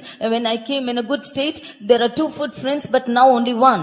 அவர் சொன்னாரு, But what he said? நானும் திரும்பி பார்க்கிறேன், ஒரு ஆளுடைய காலடி தடம் தான் இருக்குன்னு சொன்னாரு. He said, I also turned back and saw that there is only 1 அப்ப நீங்க footprint. இல்ல பாருங்கன்னு சொன்னா. And then he said, you are not there. நீ நல்லா பாரு, அது யாருடைய காலடி தடம்னு பாருன்னு சொன்னார். You look rightly into the footprints. Whose footprints are இவன் these? திரும்பி போய் பார்த்த பொழுது இவன் காலடி தடத்தை காணோம், அவருடைய காலடி தடம் தான் அதுல இருந்தது. When he went and saw the footprints, his footprints was not found, but God's footprints was found. அவனுக்கு ஒண்ணுமே புரியல. He could not understand it. அப்ப ஏன் காலடி தடம் அப்படின்னு கேட்டான். Then he asked, where are my footprints? மகனே, வேதனைகள் போராட்டங்கள் வந்த உடனே நான் உன்னை நடக்க விடவில்லை, நான் என் தோளில் உன்னை வைத்திருந்தேன், அதனால அந்த பாதையில என்னுடைய காலடி தடம் தான் கீழப்பட்டது, உன்னுடைய காலடி தடம் படல, நீ என் தோளின் மேல இருந்தாய். Oh my son, when you were going through pains and struggles, I was carrying you on my shoulders, and therefore only my 1 footprint is found, and I walked with you. ஆம், என்னை தேவன் சுமந்தார் என்று சொல்லுகிறவர்கள் அப்படியே கண்களை மூடி முழங்கால் படியிடுவோம். Yes, the Lord has carried me. How many of you can see? You can kneel down. இந்த 4 எக்ஸ்பீரியன்ஸ் இருந்தா நீ விசுவாசி, நீ முழங்கால் போடலாம். If you have all these 4 experiences, you believe and you can kneel நீ down. யாராக இருந்தாலும் இந்த 4 எக்ஸ்பீரியன்ஸ் இருந்தா கர்த்தர் உன்னை நேசிக்கிறார். If you have these 4 experiences, whoever you might be, the Lord is loving you. உன்னை அழைத்தவர் உன்னை விட மாட்டார். The Lord who has called you will never leave you. இந்த வருஷத்துல வந்த பாதைகளிலே உன்னை இல்லாமல் ஆக்க வேண்டும், திருடன் திருடவும் கொல்லவும் அழிக்கவும் வந்தான், ஆனால் தேவனோ உன்னை அவர் சுமந்தார், ஏந்தினார், தப்புவித்தார், காத்துக்கொண்டார். In the year past that the Lord has led you, the thief is coming to destroy and to murder you, but the Lord came to carry and அப்படி lead you. விசுவாசிக்கிற எல்லாரும் தயவு செய்து கண்களை மூடி முழங்கால் படியிடுங்கள், அவசியம் இல்லாமல் வெளியே போக வேண்டாம். All those who believe, you close your eyes and kneel down, do not go out. கர்த்தருடைய கிருபை உங்களை இதுவரை நடத்தின தேவன் இனிமேலும் உங்களை அடுத்த பகுதிக்கு கொண்டு போக போகிறார். The Lord who has led you hitherto will also lead you afterwards. நீ திரும்பி பாரு, நீ இப்ப இருக்கிற இடம் தேவனுடைய தோளின் மேல் இருக்கிறாய். Turn back and see. அல்லேலூயா, ஆமென். எத்தனை பேர் அதை விசுவாசிக்கிறீர்கள்? How many of you believe this? Hallelujah, Hallelujah. ஆமென். இப்பொழுது தேவன் என்னை நடத்தினார் என்று சொல்லுகிறவர்கள் கரங்களை உயர்த்துங்கள். தேவன் என்னை உணர்த்தினார் என்று சொல்லுகிறவர்கள் கரங்களை உயர்த்துங்கள். தேவன் என்னை கண்மணி போல காத்தார் என்று சொல்லுகிறவர்கள் கரங்களை உயர்த்துங்கள். என்னை அவர் சுமந்து வந்தார் என்று சொல்லுகிறவர்கள் கரங்களை உயர்த்துங்கள். அல்லேலூயா, ரக்கடபகதிடபகரபகதிடபானியா. அல்லேலூயா. ஒரு 2 நிமிஷம் எல்லாரும் கண்களை மூடி கைகளை உயர்த்தி, ஆண்டவரே என்னை நீ நடத்தினீர், அல்லேலூயா, என்னை காத்தீர், என்னை சுமந்தீர், என்னை உணர்த்தினீர், கர்த்தருக்கு நன்றி செலுத்துங்கள். அல்லேலூயா.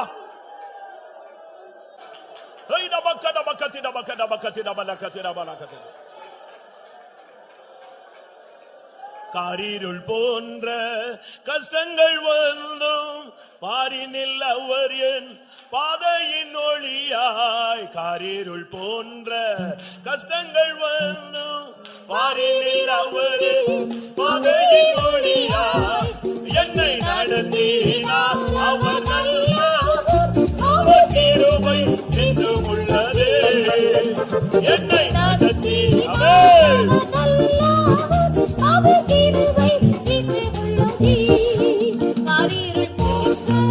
கஷ்டங்கள் வந்து பாரினில் அவர் என் பாதையின் ஒளியாய். பாரினில் அவர் என் பாதையின் ஒளியாய். என்னை நடத்தினார் அவர் நல்லவர், அவர் கிருபை என்றும் உள்ளது. என்னை நடத்தினார் அவர் கிருபை என்றும் உள்ளது. என்னை நடத்தினார் என்னை நடத்தினார்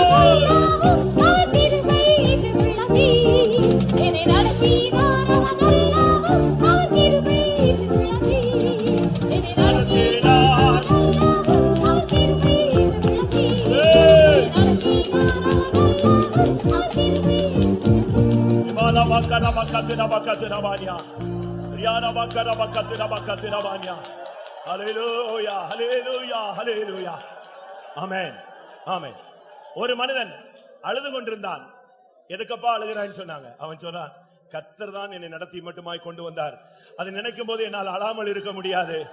என்னை தேவன் தான் கண்மணி போல காத்தலினால் என்னால் மௌனமாய் இருக்க முடியாது. அவர்தான் என்னை சுமந்து கொண்டு வந்தார். என்னால் மௌனமாய் இருக்க முடியாது. ஹல்லேலூயா, ஹல்லேலூயா, ஹல்லேலூயா. ஹல்லேலூயா. ஆம் பிரியமானவர்களே, புதிய வருடத்துக்குள்ள போறதுக்கு 3 நிமிடம் இருக்கிறது. எல்லாரும் உங்களை நீங்கள் ஆயத்தப்படுத்திக் கொள்ளுங்கள். எனக்கு நன்றாக தெரியும் நம்முடைய தேவன் நம்முடைய மத்தியில வந்திருக்கிறார். யாரும் அசதியாக இருக்கக்கூடாது. புதிய வருடத்துல கால் எடுத்து வைக்கும் பொழுது கர்த்தர் உன் கையை பிடிக்க வேண்டும். நீ அவர் கையை பிடிக்கவே வேண்டாம். அவர் உன் கையை பிடிக்க வேண்டும். ஹல்லேலூயா. அவர் உன்னோடு பேச வேண்டும். அவரை தொட்டு உன்னை ஆசீர்வதிக்க வேண்டும். அவரே உன்னை தூக்கி எடுத்து அணைத்துக் கொள்ள வேண்டும். ஹல்லேலூயா. எல்லாரும் ஆவியிலே காத்திருங்கள். ஆவியானவர் நம்முடைய மத்தியிலே இறங்கி இருக்கிறார். ஹல்லேலூயா.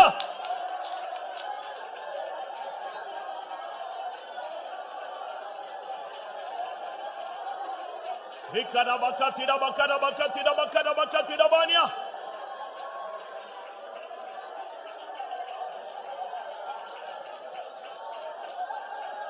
Orabakarabakarabakatirabakarabakatirabarakatirabanakatirania.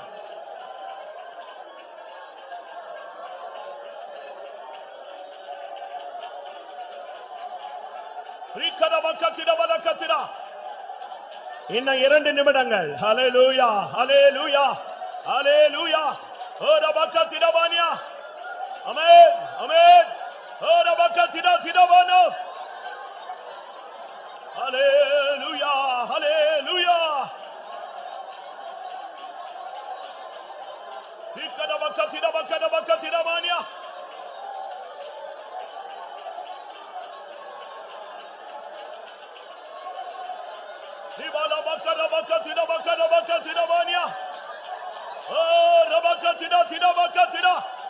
இன்னும் 1 நிமிடம் இருக்கிறது பிரியமானவர்களே. ஹல்லேலூயா, ஆமென், ஹல்லேலூயா, ஹல்லேலூயா. ஓ ரபக்கத்திரபக்கரபக்கத்திரபானியா.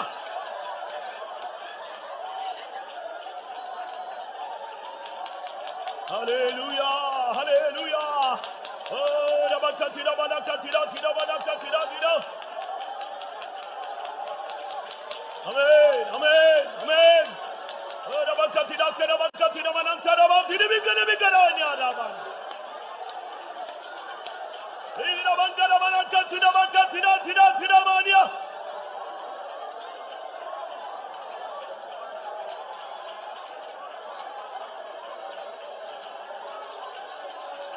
Irabakara bakatira tira. Yarabakatira tira. Leila mangara bakatira tira. Ora bakatira bakara bakatira tira. Amen, amen. Shida ina bakatira. Hallelujah. Yada bana bana bana bana bana bana. Ibada bakatira bania. 2012க்குள்ளே கர்த்தர் நம்மை கொண்டு வந்திருக்கிறார். ஹல்லேலூயா. ரைக்கடா ரைக்கடா திடா ரைக்கடா திடா ஐ திங்க் ஐ திங்கடா சடா ரிமிலா பங்கரா பக்கத்தினா பக்கதரா பக்கத்தினா பிகினு பிகரா இடாபாவுயா.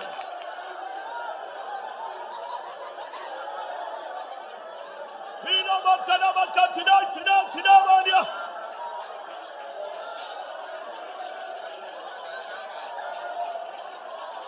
Rida bakada bakatira bakatira tira tira tira varia. Rida bakada bakatira tira varia. Rabangara bana. Rida bana sada tira. Rai kada tira kadra. Rai master. Rai ka sada. Rama varia rama.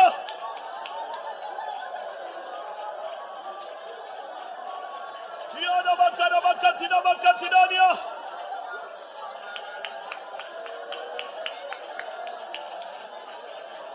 Ibada bakatira bakatira tira bania.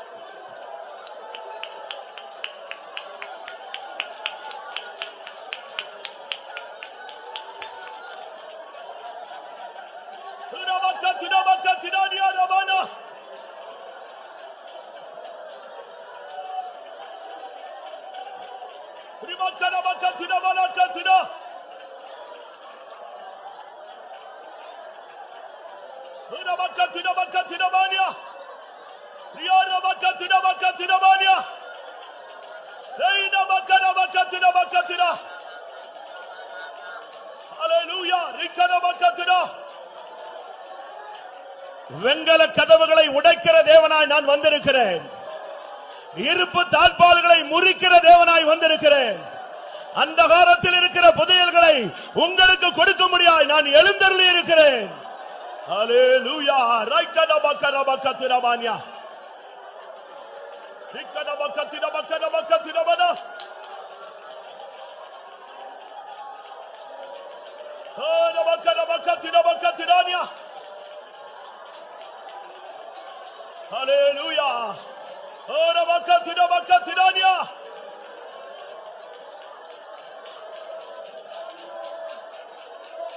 ரிபானபக்கத்திரபக்கத்திரபக்கத்திரபானியா.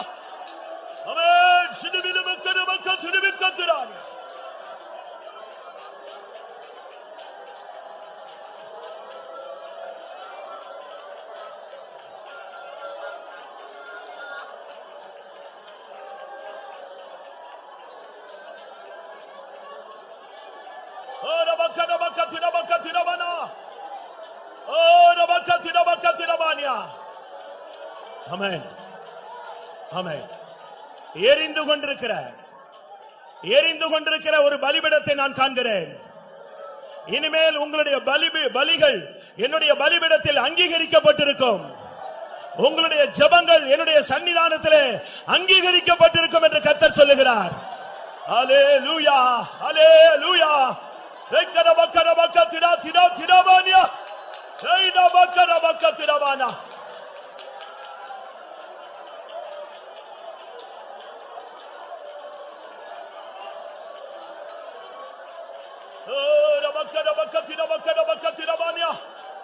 Hallelujah, hallelujah, hallelujah. Yarabakara balakatira. Ora bakatira bakatira ni arabakara bakatira.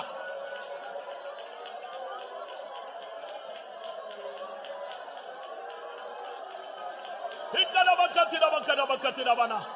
Hallelujah, amen, amen, amen.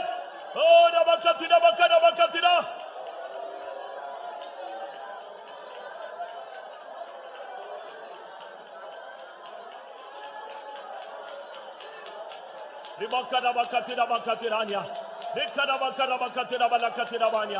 Hallelujah, hallelujah, hallelujah.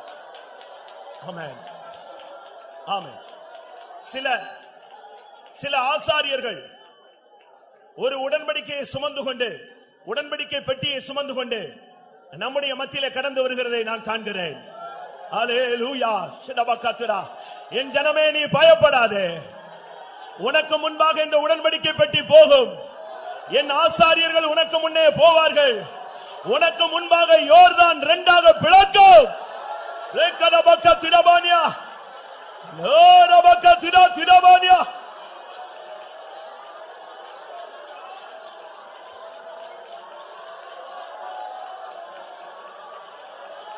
இபக்கரபக்கத்திரபானியா.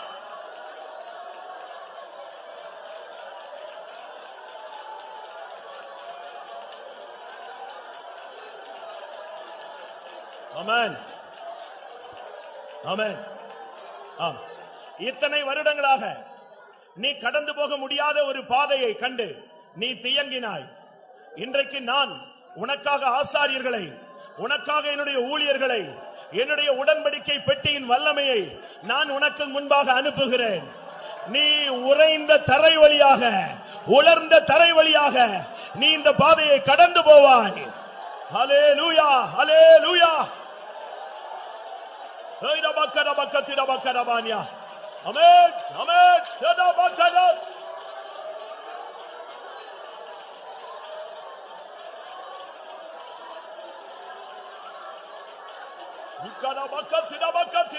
திடாடியா.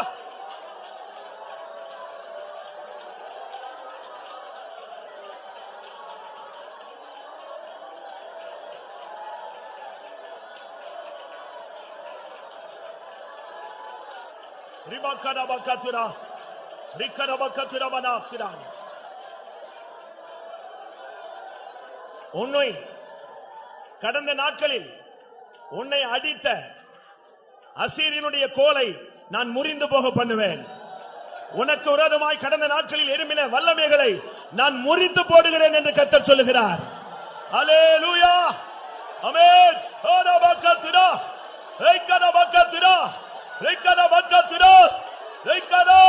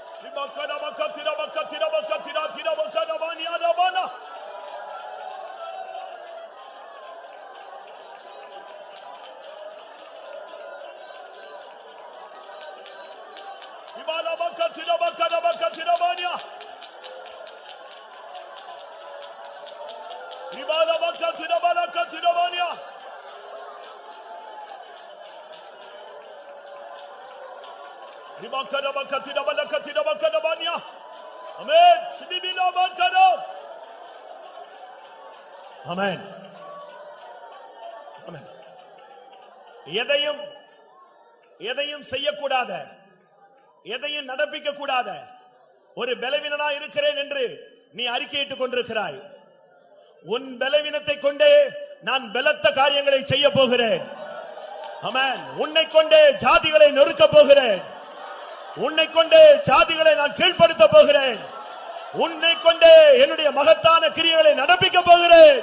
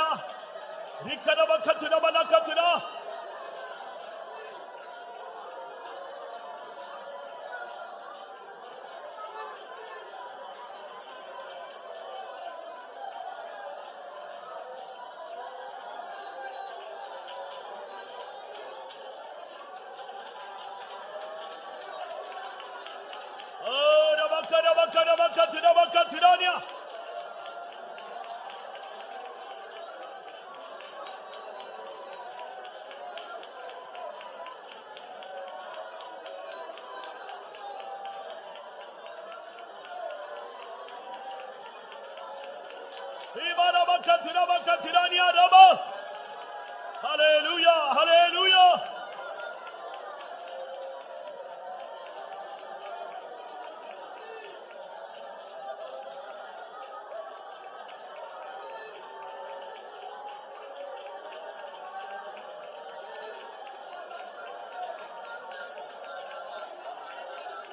ஆமென்.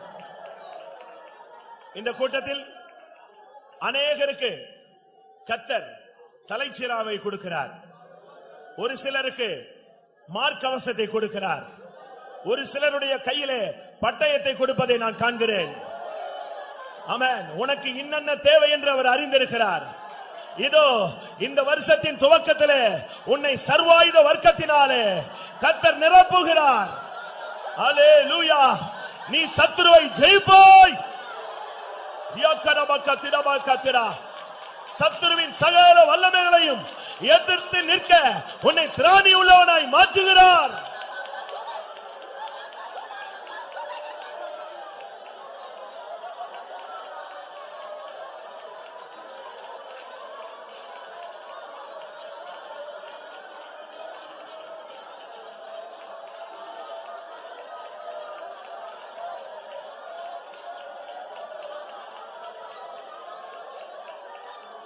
ஹல்லேலூயா, ஹல்லேலூயா. இது கர்த்தர் உன்னை அபிஷேகிக்கக்கூடிய நேரம். ஹல்லேலூயா. கர்த்தருடைய கரம் உன்மேல் இறங்கக்கூடிய நேரம். ஹல்லேலூயா. கர்த்தருடைய வார்த்தை உன்னோடு இடைபடக்கூடிய நேரம். ஹல்லேலூயா. கர்த்தர் உன்னை முடிசூட்டக்கூடிய நேரம். ஹல்லேலூயா. அபிஷேகத்தினாலே நீ செட்டைகளை அடித்து உயர எழும்ப வேண்டிய நேரம்.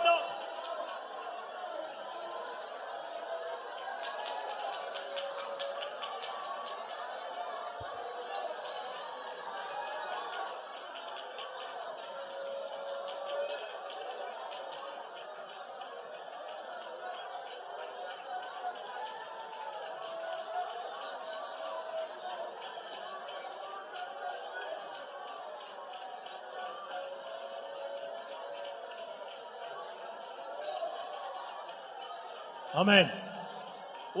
உனக்கு இருந்த ஒடுங்கின ஆவிக்கு பதிலாக நான் உனக்கு இந்த காலை வேளையிலே துதியின் உடையை தரித்துக் கொண்டிருக்கிறேன்.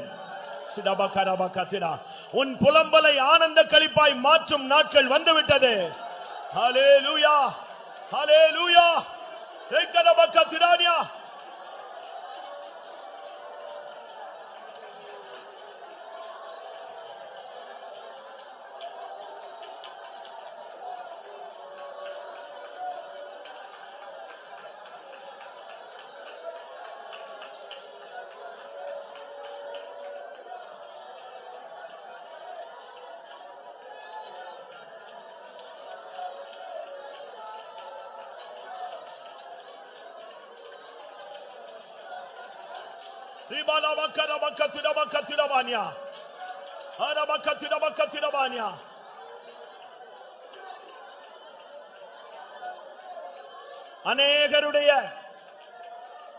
அநேகருடைய கட்டுகளை அவிழ்க்கும்படியாக இருபுறம் கருக்குள்ள பட்டயத்தை நான் உன் கையிலே கொடுக்கிறேன்.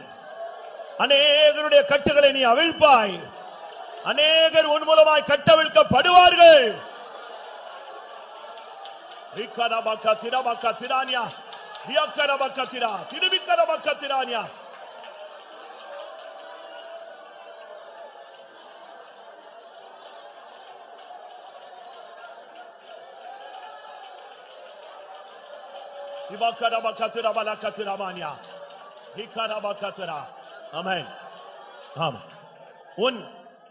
உன் கண்ணின் கருப்பு விழியை சும்மா இருக்க ஒட்டாதே.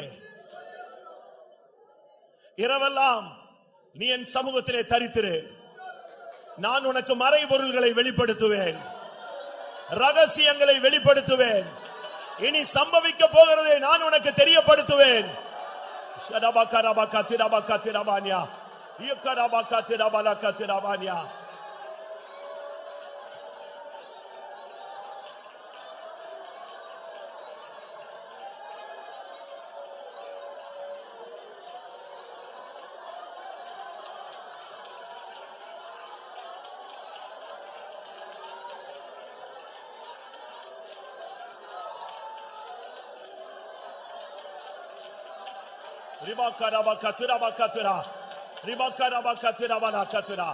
சிரபரகத்துரபனா இவக்கரபலாம் துரானியா.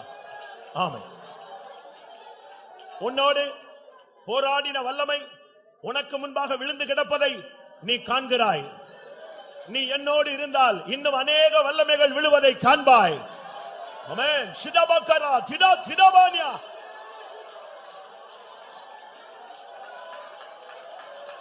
ஹalleluya ஹalleluya. ஏகரபக்கத்திரபக்கரபானியா. ஏடபக்கத்திரா இபிக்கரபக்கத்திரபானியா.